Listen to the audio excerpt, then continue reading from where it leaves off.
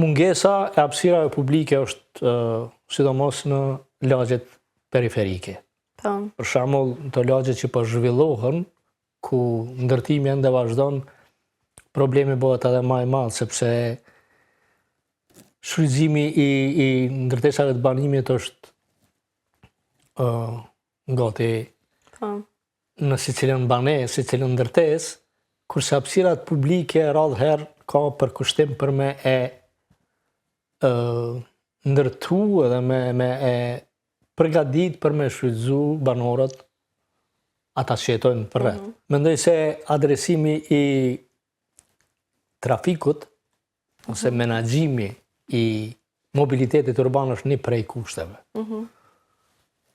Po ta kishim një tramvaj në qytet, që mund t'jetë vetëm ndoshta për fillim një vit, jam i bindur që problemet e trafikut të ishin më të ulta, do të kishte më pak qarkullim, rrjedhimisht edhe më pak ndotje, më pak zhurmë.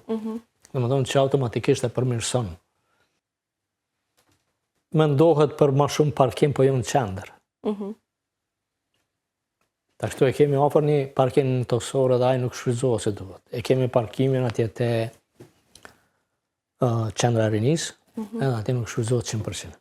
Ka mundësi tjera në kësi situata me investu në parkingje, bile para një 20 vjetë vetë e kem pas bo një analizë ku mundet në qendër, po nuk është shumë zgjidhje me hy me vetur në qendër, se përveç parkimit është edhe qasja, hyrja, dalja, gjithmonë janë problematike. Por do t'ishte në siguri një hulumtim i nevojshëm për me thonë që këtë vend ose në atë vend mundet më ndërtu. Për shembull, këto hapësirat që janë të lira në qendër, ku do të ndërtohet për shembull opera, aty mundet me ardhe një parkim në Tokësor.